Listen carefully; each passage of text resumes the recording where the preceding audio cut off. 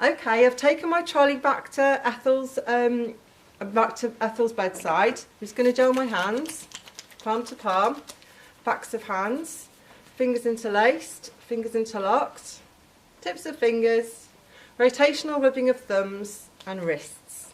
Okay. Hi Ethel, I've got your medication now. Is it okay if we proceed? Yes, that's fine. Okay, I'm just going to expose your arms. All the curtains and windows are closed and we're very private in here. Is it okay if I do that? Yes, that's fine. Okay, I'm lifting your sleeve up now.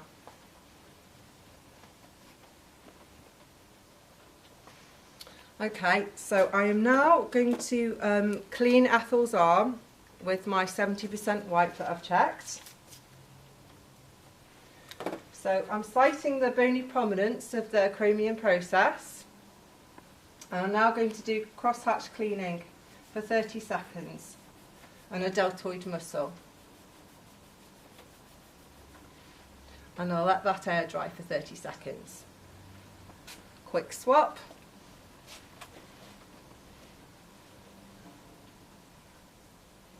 Okay, I'm going to gel my hands now, set up for my injection.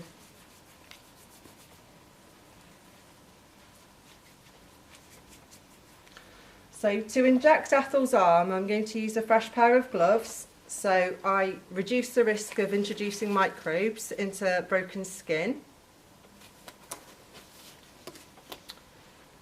I'm going to get some gauze, hold it in my non-dominant hand, and I'm going to remove the sheath from my needle. Okay, I'm going to go back. So this is my injection arm that we're pretending, if you can see it, and I'm going to hold it open 2 finger widths beneath the acromion process on a deltoid muscle, and I'm going to have like an inverted V. I'm going to now put my needle into her arm, bevel up, and I'm just going to say, can you expect a sharp scratch? Are you right to give me a cough, Ethel? Yep.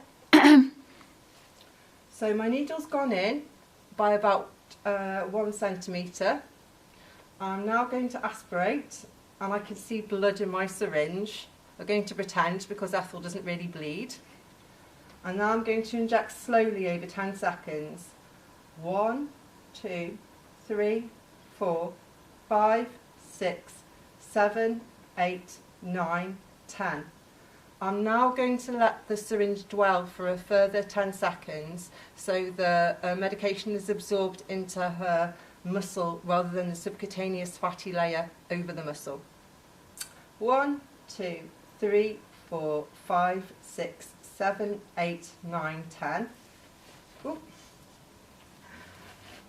I'm going to put gauze on her arm. I'm now going to put that straight into the sharp spin. Ethel, I've given you medication now. Are you okay? Yep, I'm fine. Would you like a plaster? Yes, please. Okay. So, I'm going to put a plaster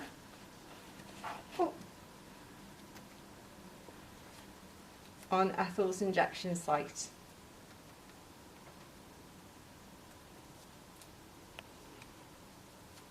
Just open it now.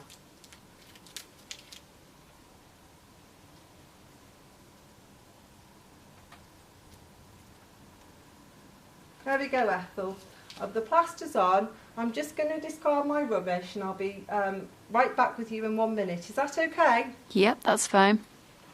So I'm now going to get rid of my waste. My sharps has gone straight into the sharps bin. It doesn't go anywhere else because it's a real risk. I'm going to retain my vial for a second, but I'm going to get rid of the rest of my rubbish. My non-sharp waste here. I'm going to put my tray on the bottom of the trolley for cleaning later, and I'm now going to sign for my medication. Because I've removed my gloves, I'm going to gel my hands as well. It's an important step of hand hygiene after you've removed gloves, is to gel your hands. So I'm going to sign for the medication I've given and give the time. If there's a batch number on the medication or my prescription asks for a batch number, this is where I'll record it now. After I've done that, I can safely dispose of my sharp. So my glass vial goes into the sharps bin. Okay, I'm now going to speak to Ethel and advise her of what I've done. Hi Ethel, how are you? I'm okay. Is it okay if I just cover you up? I've gelled my hands. Yep. Okay, I'm covering you up now. Okay, I've given you hydroxycobalamin. I think you said you'd had it before, and you know it's your vitamin B treatments. Don't expect to have any adverse reactions with you having the medication because you have it quite, well, you have it every 3 months, don't you? But I'm going to stay around for the next 30 minutes. Do you have any concerns or questions? No, I'm fine. And you're comfortable? Yep, thank you. Okay, right. Well, I'll just do some further documentation. I'll be right back.